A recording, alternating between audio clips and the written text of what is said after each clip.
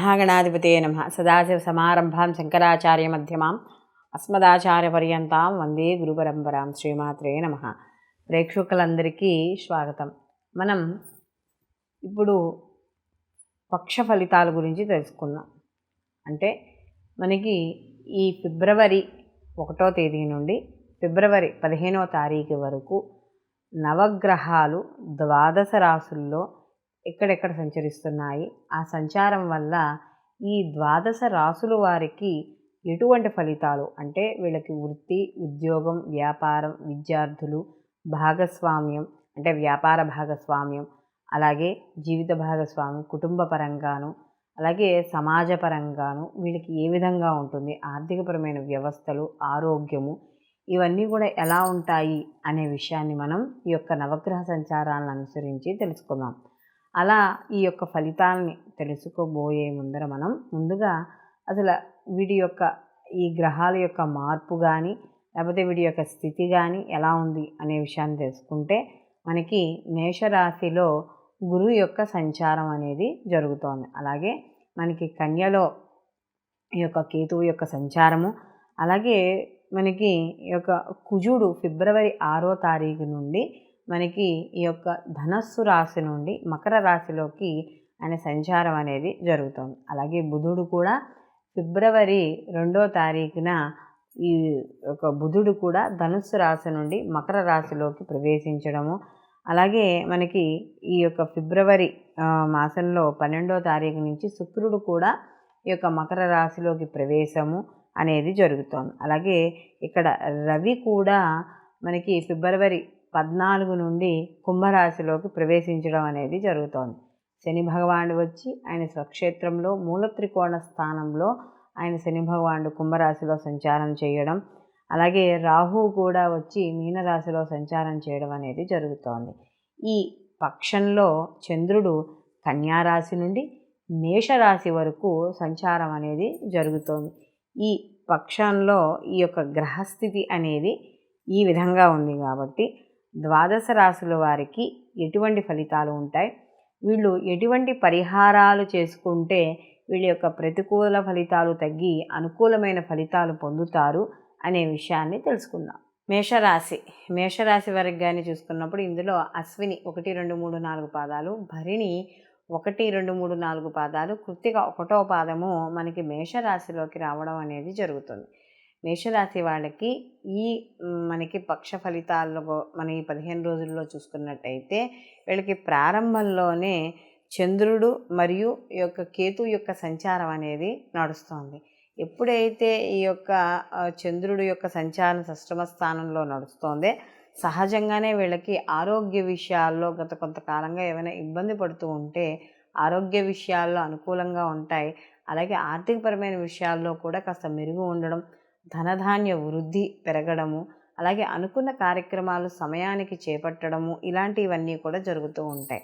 అలాగే ఒక స్థిరమైన ఏదైనా నిర్ణయం తీసుకునేటప్పుడు వీళ్ళు స్థిరమైన నిర్ణయాన్ని తీసుకోవడం అనేది జరుగుతుంది. అలాగే ఇక్కడ ఎప్పుడైతే నవమ స్థానం నుండి ఇక్కడ మనకి ఈ యొక్క బుధుడు, అలాగే కుజుడు మరియు శుక్రుడు కూడా ఎప్పుడైతే మార్పు చెందుతారో, అంటే 10వ స్థానంలో కూడా ఇక్కడ మనకి శుక్రుడు యొక్క సంచారం అనేది కొంతవరకు, అంటే ఈ శుక్రుడితో పాటు కుజుడు, బుధుడు కూడా వీళ్ళకి నడుస్తున్నారు కాబట్టి, అంటే ప్రయాణం అనేది నడుస్తోంది కాబట్టి వీళ్ళకి ఈ 10వ స్థానంలో వల్ల కాస్త బుధుడు వల్ల మాత్రం చిన్న చిన్న చికాకులు, ఇబ్బందులు, లేదా వాళ్ళు చేసే వ్యాపారాలలో మార్పులు ఇలాంటివి రావడం అనేది జరుగుతుంది. కాబట్టి అలాంటి అంటే సమయానికి భోజనం చేయలేకపోవడం ఇలాంటివన్నీ కూడా ఉంటాయి. కాబట్టి అలాంటి విషయాల్లో మాత్రం కాస్త జాగ్రత్త అనేది వహించుకుంటే సరిపోతుంది. అలాగే శుక్రుడు కూడా వీళ్ళకి ఇదే సమయంలో కూడా మనకి ఈ ఫిబ్రవరి 12వ తారీఖు నుంచి మార్పు చెందడం అనేది జరుగుతుంది. అంటే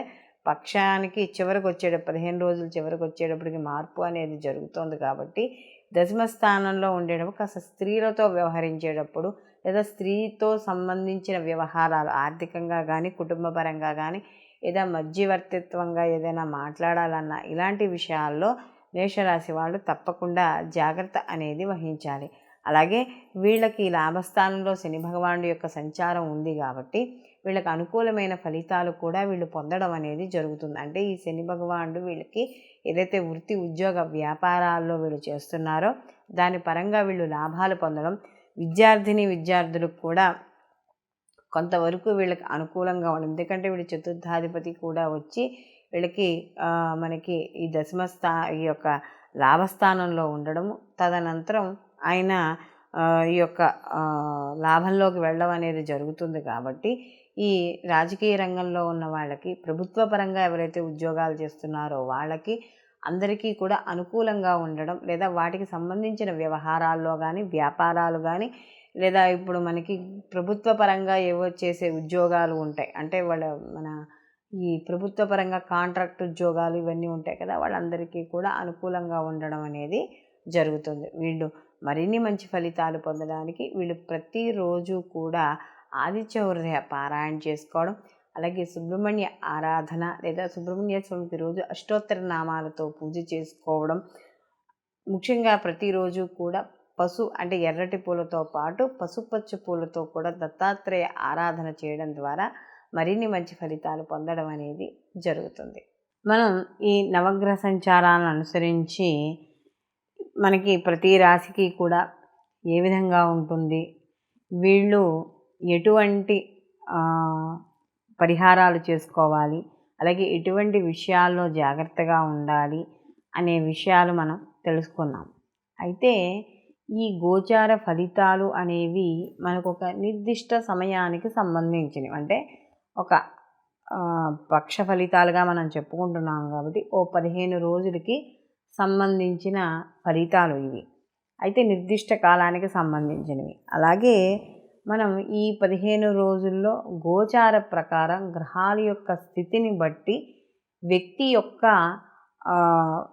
అంటే ఆ వ్యక్తికి సంబంధించిన రాశిలో జరిగే మార్పులు, అలాగే ఆ రాశిలో జరిగే శుభాశుభ ఫలితాలని మనకి చెప్పడం అనేది జరుగుతుంది. అయితే ఇక్కడ ఈ గోచార ఫలితాలతో పాటుగా జన్మజాతక ఫలితాలను కూడా తప్పకుండా పరిశీలనలోకి తీసుకోవాలి.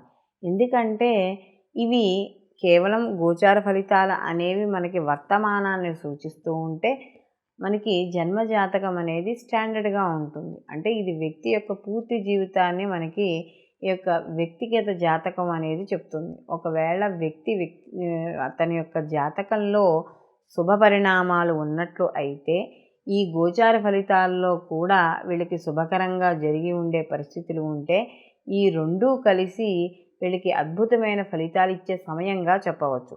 ఎందుకంటే ఈ జన్మజాతకము గోచార ఫలితము రెండూ చూసుకున్నప్పుడు ఆ వ్యక్తికి సరియైన సమయము, మంచి సమయము అని కానీ మీరు చూపించుకునే జ్యోతిష్యుడు చెప్పినట్లు అయితే, ఎందుకంటే మంచి సమయంలోనేగా మనం మంచి మంచి పనులు, మన అభివృద్ధికి, మన జీవితం వృద్ధికి పనికొచ్చే పనులు చేపడతాము. కాబట్టి ఈ రెండు తెలుసుకోవడం ద్వారా, అంటే గోచారంతో పాటు జన్మజాతక ఫలితాలు కూడా తెలుసుకోవడం ద్వారా ఏమవుతుంది అంటే, ఈ సమయం మనకి శుభ సమయం కాబట్టి ఈ పనులు మనం ఖచ్చితంగా మొదలు పెడితే కానీ, అంటే ఎప్పటి నుంచో అవ్వలేని పనులు కానీ, కొత్తగా చేపట్టాలనుకునే పనులు కానీ, వ్యాపారాలు కానీ ఏదైనా సరే చేయాలనుకున్నప్పుడు సమయం మంచిది అవుతుంది. కాబట్టి ఆ యొక్క ఫలితం కూడా మనకి కొన్ని రెట్లు మంచి ఫలితాల్ని, అలాగే ఆర్థికాభివృద్ధిని, అన్నింటినీ, అంటే మన శ్రేయస్సుని కోరుకోవడం అనేది జరుగుతుంది. ఒకవేళ సమయం మంచిది కాదు అని అనుకున్నప్పుడు ఏమవుతుంది అంటే, కొన్ని పనులు చేపట్టకపోవడము, లేదా చేపట్టిన పనిలో జాగ్రత్త వహించడము, ఇలాంటివన్నీ కూడా మనం ఇటు మంచి అటు చెడు కూడా తెలుసుకోవడం అనేది జరుగుతుంది. కాబట్టి ఖచ్చితంగా జన్మజాతక ఫలితాలు కూడా పరిశీలనలోకి తీసుకోవాలి.